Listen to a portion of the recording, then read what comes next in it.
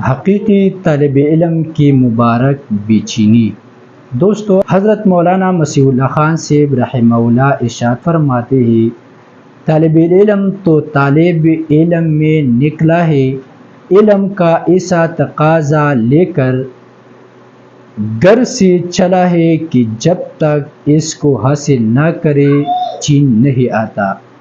نہ کسی سے دوستانہ تعلق ہے، نہ کسی سے بیٹھ کر ادھر ادھر کی لہولا یعنی باتیں و کلام کام کرنا ہے۔